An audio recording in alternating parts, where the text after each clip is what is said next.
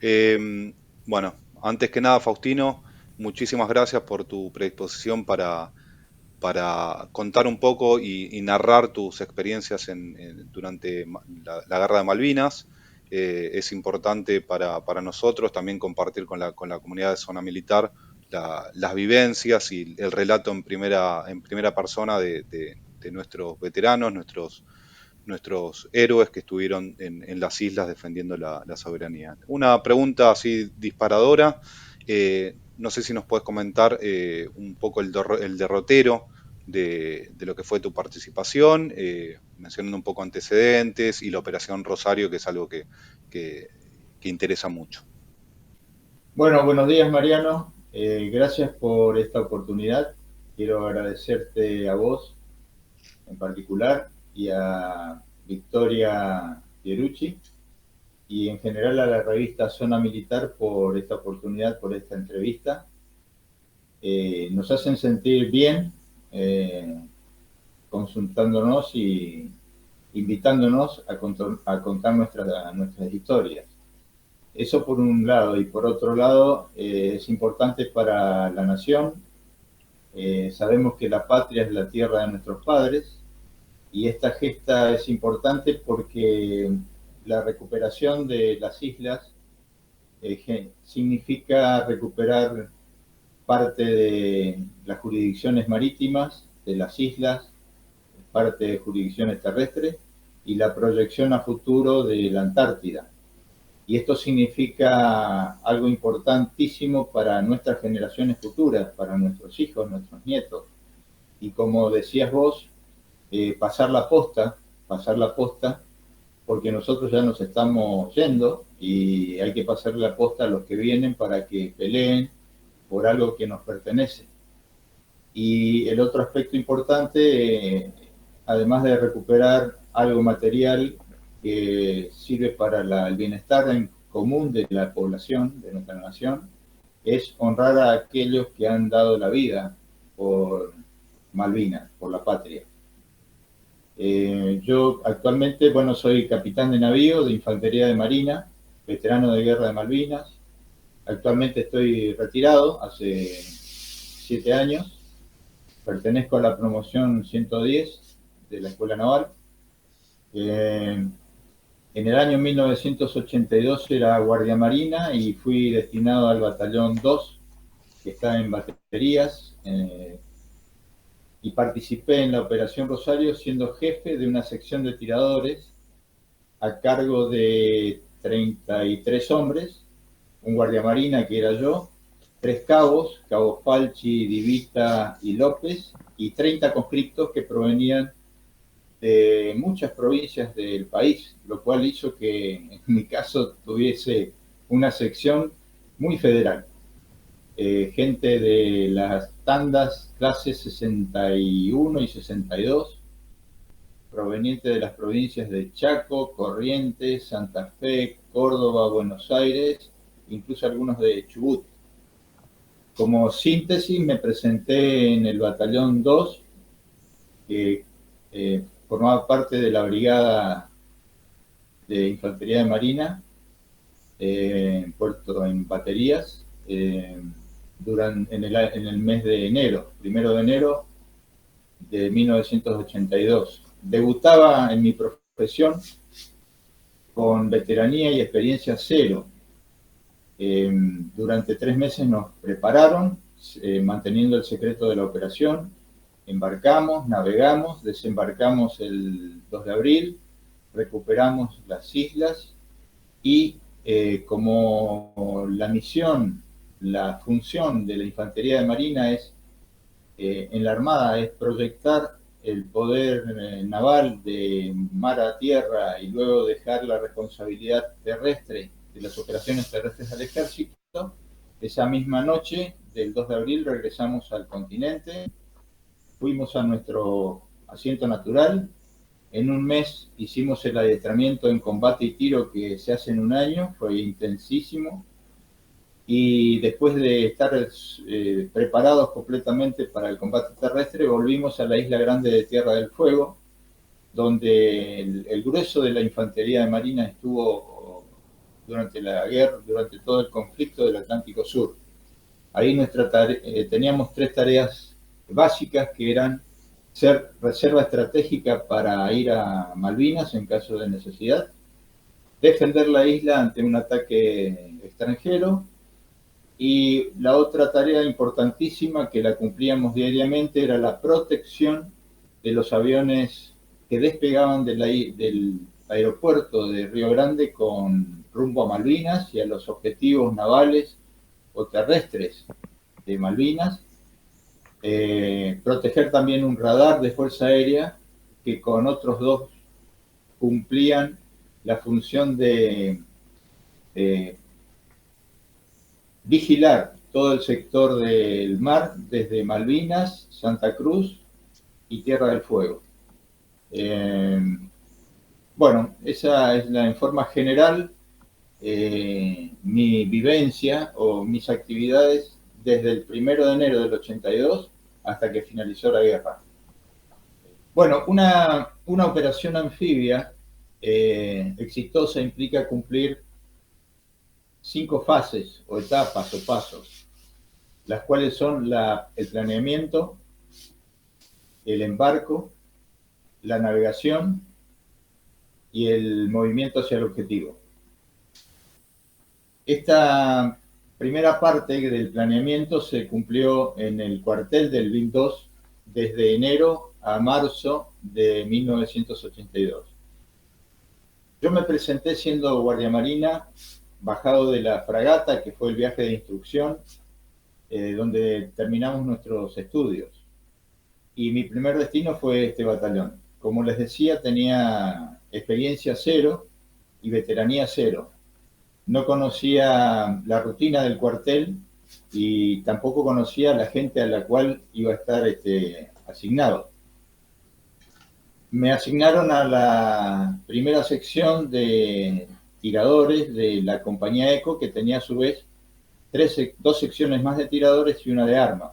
Y el batallón tenía 2 compañías de este tipo, de tiradores, y en total éramos unos 750 hombres en ese momento. Cuando nos presentamos, fuimos asignados y empezamos a conocer a nuestra gente.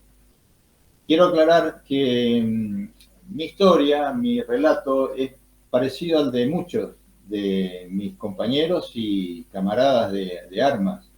La diferencia es que me tocó en suerte estar ahí en ese momento y por eso tuve esta experiencia. Pero lo hecho por mí lo podría haber hecho cualquiera. Todos estamos preparados de la misma manera y con el mismo sentimiento e ideal de patria que nos impulsaba. Bueno, tomo el control de la conducción de mi sección, que eran 30 conscriptos de distintos lugares del país, entre 18 y 19 años, y de mis 3 cabos, Falchi, Divita y López. Ellos sí tenían experiencia. El cabo Falchi sobre todo tenía experiencia porque ya era cabo primero y tenía varios años como infante de marina en los cuarteles. Y los conscriptos sabían más que yo de su rol, porque yo no tenía experiencia práctica. En la escuela naval la rutina general era más de aula y de estudio, y solamente 3 veces en el año salíamos a hacer embarcos o campañas como infante. Pero eso no nos daba ninguna chapa para conducir una sección de tiradores, y menos en un desembarco. Así que yo aprendí de mis cabos y de los suboficiales. En la escuela naval recordé en ese momento, después de Malvinas, porque uno después de hacer esto empieza a rebobinar y a ver cómo fue su historia y qué vivió. Un instructor en la escuela naval nos decía: cuando ustedes vayan a los cuarteles, a los batallones, tienen que pegarse a los suboficiales porque ellos lo van a enseñar. Ellos le van a enseñar y transmitir su veteranía. Y realmente, y deben ser humildes para aprender de ellos, porque generalmente uno, con todas las ínfulas de jefe, ya de oficial recibido, cree que es el Dios y manda, y si aprende de otro pierde autoridad. Y es todo lo contrario, genera más prestigio entre sus subordinados y, y eso hace muy bien. Así que bueno, llegué, como no, con otros 3 compañeros de promoción, Guardia Marina Nicola, Sánchez y Barrios, y nos hicimos cargo de las secciones de tiradores. Como no conocíamos, una de las preguntas que nos hacen siempre es qué sentíamos y si vivíamos eso como algo raro.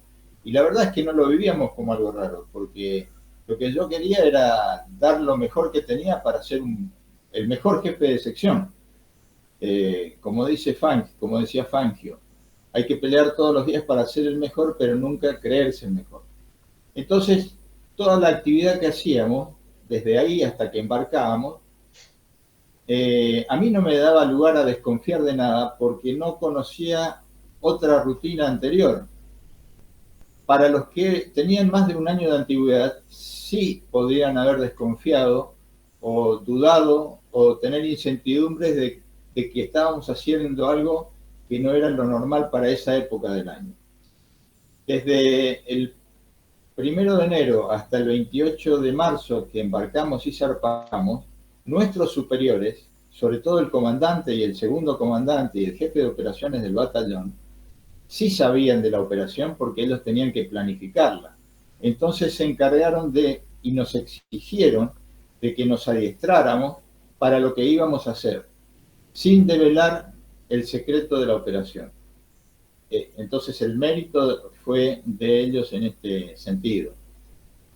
Hicimos, por ejemplo, adiestramiento en combate, conocer a la gente, conocer a mis conscriptos, conocer a mis cabos, conducirlos en el movimiento hacia el objetivo, conducirlos en el combate terrestre, en el movimiento, fuego y movimiento, por ejemplo, en el tiro. Y en ese adiestramiento tan intenso lo fui conociendo y ellos me fueron conociendo a mí.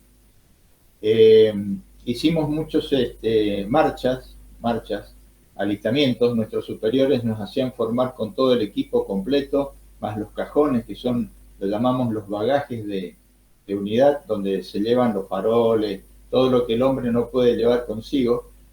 Hacíamos marchas con todo ese equipo y nos pasaban inspección 2 o 3 veces para ver si estábamos listos para ir al desembarco.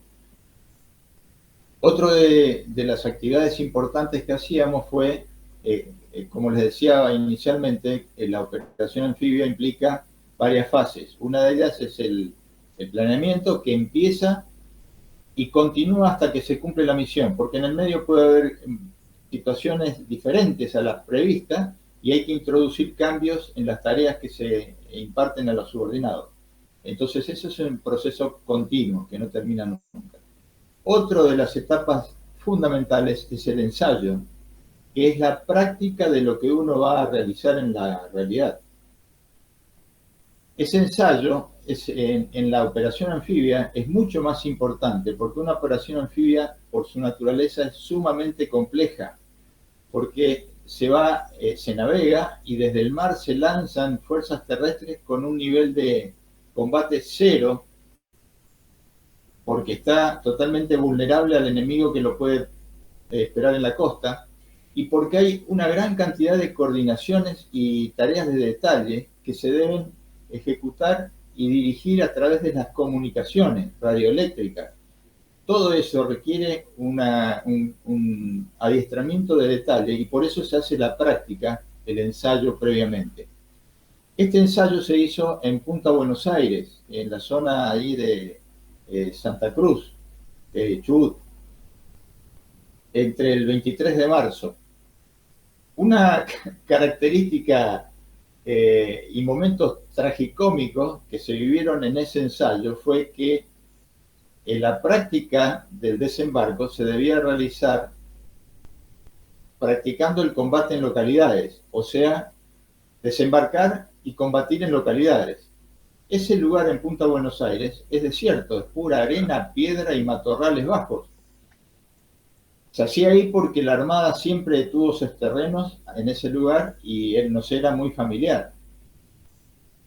Cuando el jefe, el comandante de batallón desembarca y ordena a todo el batallón que haga combate en localidades y los corrige durante el desembarco porque no están cumpliendo los procedimientos de combate en localidades, los suboficiales y los conscriptos se sublevaban, en términos, entre comillas, se sublevaban. Protestaban porque estaban desorientados y aquellos que son de carácter más fuerte enfrentan al jefe y le dice, usted está loco, ¿cómo vamos a combatir acá en localidades si es todo desierto? Y el jefe le tenía que imponer que lo haga con el procedimiento de localidades y no le podía decir que se estaba preparando para una operación para conquistar Puerto Argentino que tiene casas, por ejemplo. Así que bueno, esa es una anécdota que quedó para la historia.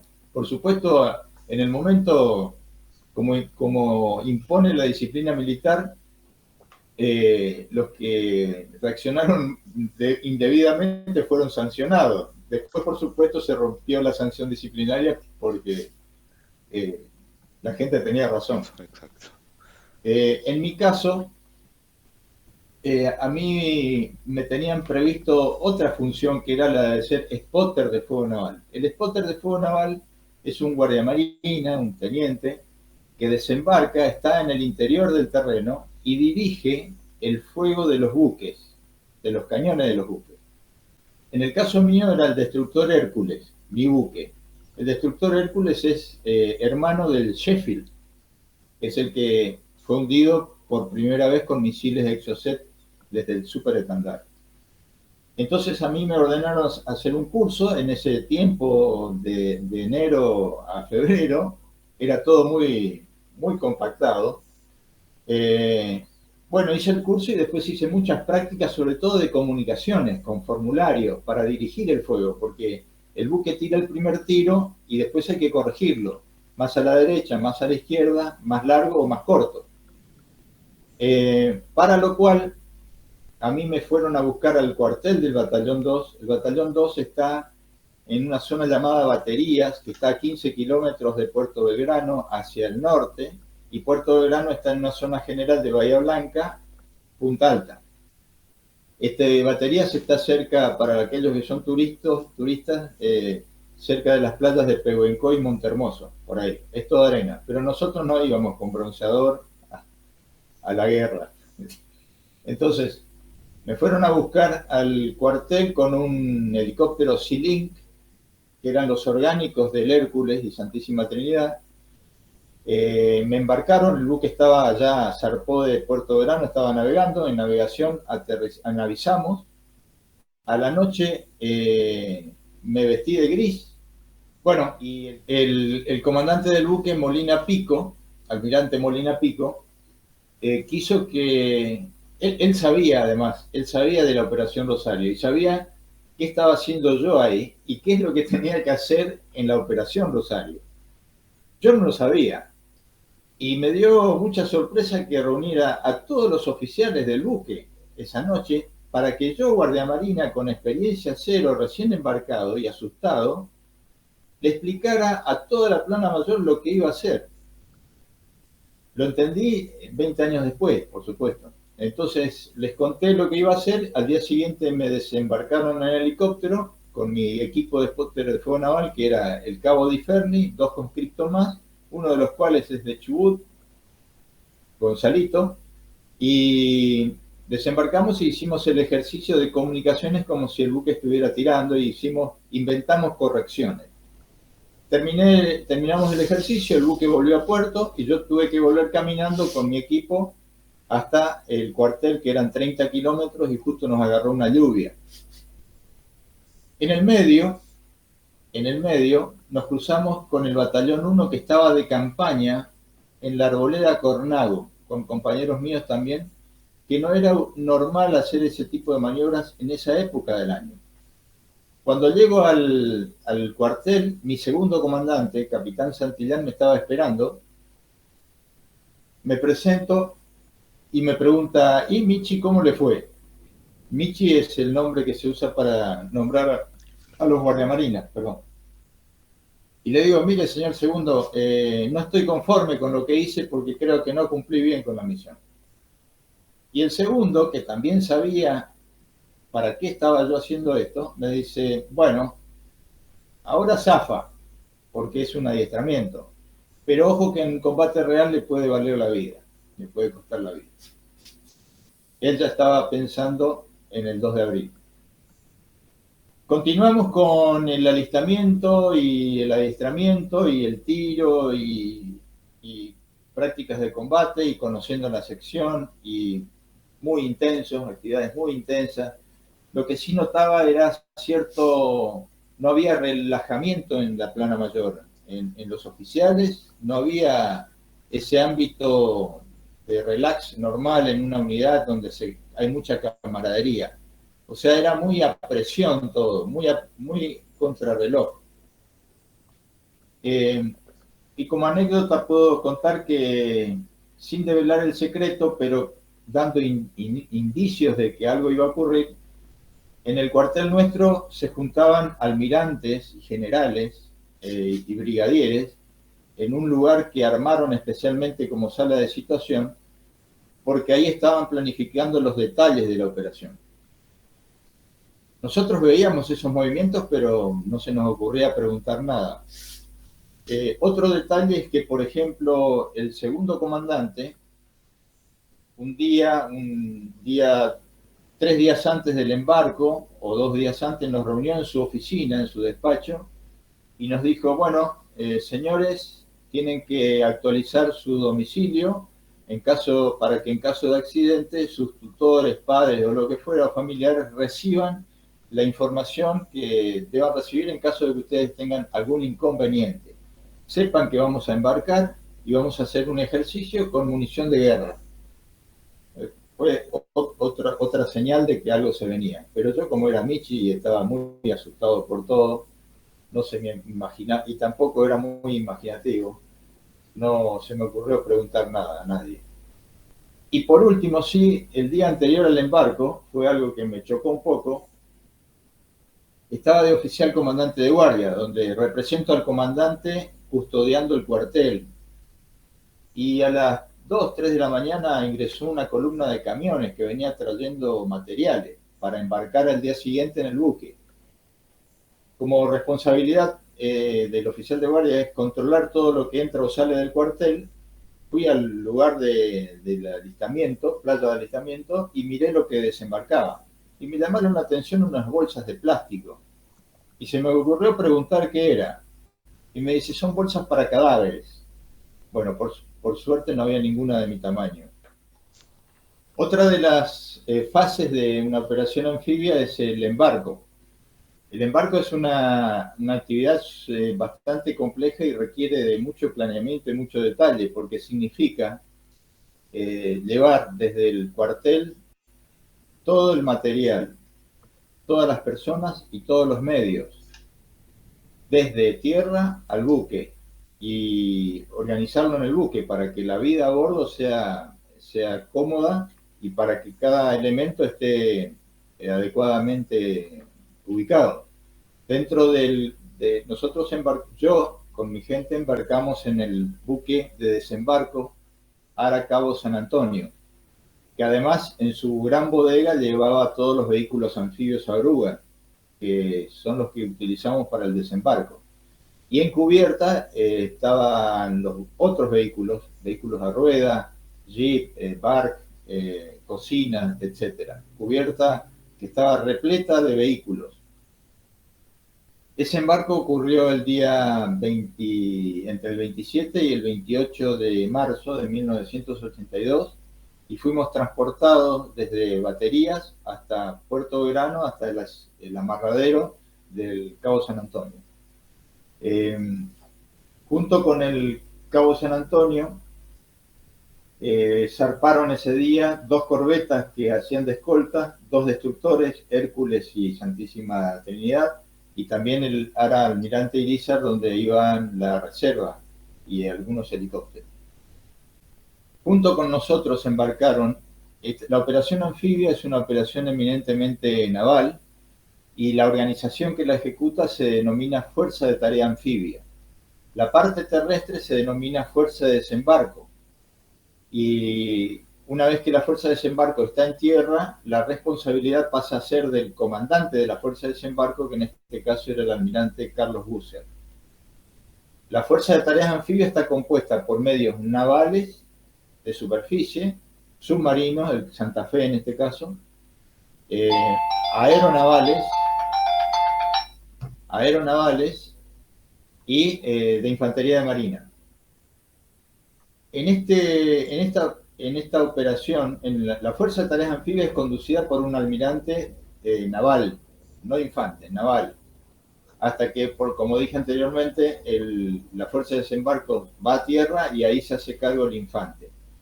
Pero como esta operación trascendía la historia, y sabemos que el ejército argentino es la primera fuerza de nuestra historia, de nuestra nación, fueron agregados a la fuerza de desembarco una sección de tiradores del Regimiento de Infantería 25, con su jefe, que era el teniente coronel Seineldin, y el subteniente Reyes como jefe de la sección. Así que una vez todos a bordo y ubicados, zarpamos de Puerto Belgrano el día 28 de marzo, junto con el resto de los buques que mencioné que hacían de escoltas a la fuerza de tareas, custodiándola, y al mismo tiempo zarpaba el submarino Ara Santa Fe de Mar del Plata. Durante la navegación se continúan, no viajamos como turistas, no solamente descansamos y comemos, sino que en navegación se continúan los planeamientos, se continúa el adiestramiento. Por ejemplo, se hacía tiro en popa. Cuando el buque navega, hay que hacerse amigo de los cocineros, porque los cocineros nos dan cajones vacíos de madera o de cartón. Esos cajones se tiran en popa y se preparan las armas y se tira a los cajones en la estela que deja el buque. Es una manera de adiestrarse, pero también es una manera de mantener el espíritu combativo. Yo recuerdo una foto de la flota inglesa viniendo desde Ascensión con gente haciendo adiestramiento físico en la cubierta. Es una forma de mantener el espíritu y de no, voy a usar el término vulgar, no achancharse. Recuerdo que todas las operaciones militares, sobre todo las que son secretas, de clasificación secreta, tienen un nombre código. El nombre código que se le había puesto a esta era primero Azul, después se le puso Carlos. Se le puso Carlos porque había varios almirantes, brigadieres y generales que se llamaban Carlos. Entonces, para unificar y dejarlos contentos a la mayoría, pusieron Carlos. Pero estábamos navegando y nos agarró un temporal. Los temporales se clasifican de 1 a 10 de acuerdo al tamaño de la ola, a la violencia del viento. Y la estábamos pasando muy mal, muy mal. A tal punto que el cabo Primero Herrera, desde el 28 de marzo hasta el 2 de abril, no comía. Estuvo en cama toda la navegación. Cuando desembarcó y en tierra, cuentan testigos que dijo: por fin estoy en tierra, carajo. O sea, todos estábamos asustados y él estaba contento porque ya no se iba a mover el buque, que iba a poder comer tranquilamente. Esta violencia del mar también produjo que la trinca de un vehículo anfibio a ruedas, bark, se soltara. Y fue tan peligroso porque si se hubiesen desprendido las otras trincas, ese vehículo se hubiera movido en cubierta y hubiera destruido y destrozado un montón de cosas, con peligro de la gente. De noche, y con un espacio muy reducido, gente de mar, del buque, volvió a atar de nuevo el vehículo anfibio, cosa que fue una maniobra muy peligrosa y donde también se veía la destreza de la gente de nuestra marina, junto con el comandante a la cabeza. Teniendo en cuenta este estado de mar, y la importancia de la operación, el teniente coronel Seineldin, y acá uno el tema del nombre clave de la operación, le pidió al comandante de la fuerza de desembarco cambiarle el nombre. Le pidió que fuera Operación Virgen del Rosario, en el puente de navegación. El comandante de la fuerza era un tipo, una persona excepcional, como militar, como profesional y como ser humano. Y delicadamente él por dentro pensó, este tipo me viene a molestar con esto cuando estamos dentro de un despelote, y lo echó del puesto, del puente de comando, y le dijo, no le echó mal, le dijo, bueno, lo vamos a pensar, lo vamos a pensar. Pero realmente no era lo más importante en ese momento. El teniente coronel Seineldin, yo lo conocí después como instructor mío en el curso comando, donde nos dio una arenga, así que nos volvimos a ver ahí varias veces más. Era muy insistidor, perseverante, y volvió a la carga, porque lo primero que le dijeron fue que el nombre iba a ser muy largo, Operación Virgen del Rosario, cuando tenía que ser algo cortito de una sola palabra. Entonces el hombre volvió a la carga y le dijo, ¿qué le parece si le ponemos Rosario? Y bueno, y va a ver, señor almirante, que con este cambio la Virgen nos va a ayudar a calmar las tempestades. Bueno, lo aceptaron, le cambiaron el nombre, a partir de ahí pasó a ser Operación Rosario, y el 2 de abril el mar era un mar de aceite, como se dice en términos marinos. O sea, no había viento, no había olas, y tuvimos que sacarnos el abrigo porque el sol pegaba muy fuerte. Como dice la Andricina, no creo en las brujas, pero que las hay, las hay.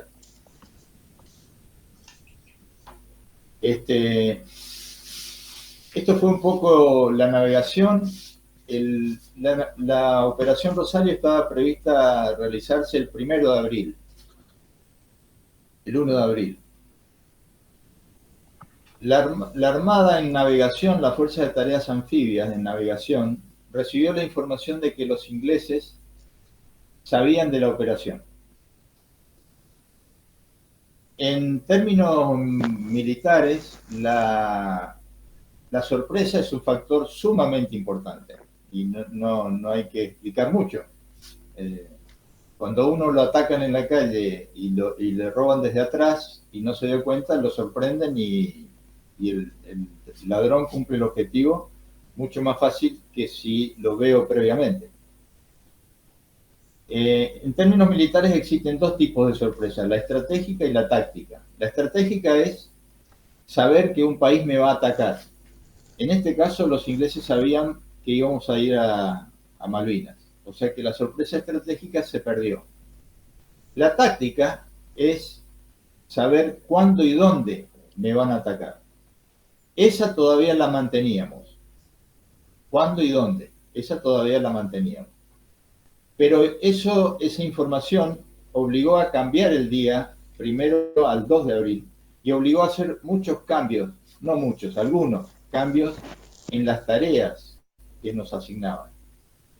Para lo cual el almirante Busser, un señor de 50 y pico de años, tuvo que ser sacado en helicóptero del San Antonio e ir a uno de los destructores para hablar con el comandante de la Fuerza de Tareas Anfibias, en un mar que era terrible y con una maniobra muy complicada, que era el helicóptero posado arriba de San Antonio y el almirante siendo sacado por un guinche.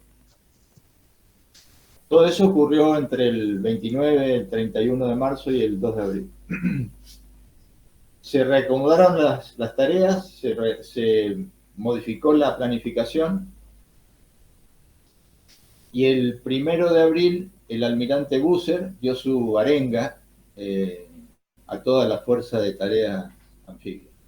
Continuando con el relato y con la navegación y con las características de la gente que iba a cargo y con sus creencias y su espiritualidad.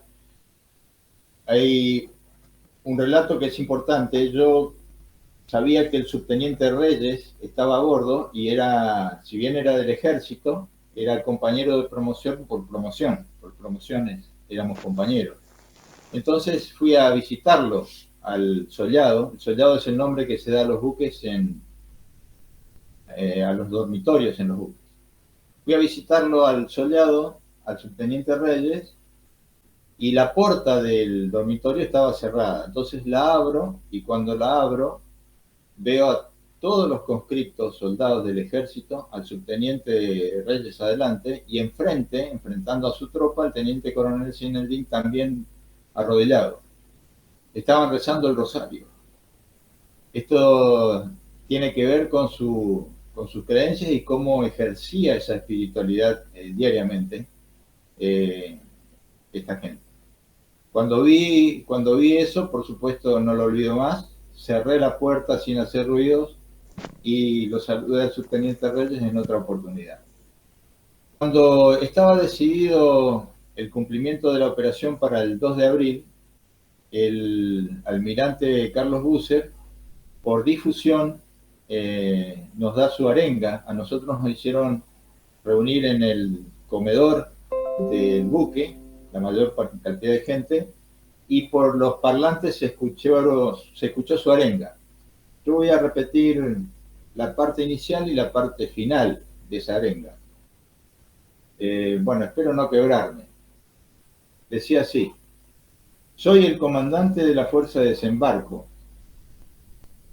integrada por los efectivos de Infantería de Marina y del Ejército Argentino, embarcados en este buque, de algunas fracciones a bordo del destructor Santísima Trinidad y del rompehielos Ara Almirante Irizar y de los buzos tácticos embarcados en el submarino Ara Santa Fe. Nuestra misión es la de desembarcar en las Islas Malvinas y desalojar a las fuerzas militares y a las autoridades británicas que se encuentran en ellas. Eso es lo que vamos a hacer. Finalmente decía el almirante Busser: durante mucho tiempo hemos estado adiestrando nuestros músculos y preparando nuestras mentes y nuestros corazones para el momento supremo de enfrentar al enemigo. Ese momento ha llegado. Mañana ustedes serán los vencedores. Mañana mostraremos al mundo una fuerza argentina, valerosa en la guerra y generosa en la victoria. Que Dios los proteja. Ahora dirán conmigo: ¡viva la patria!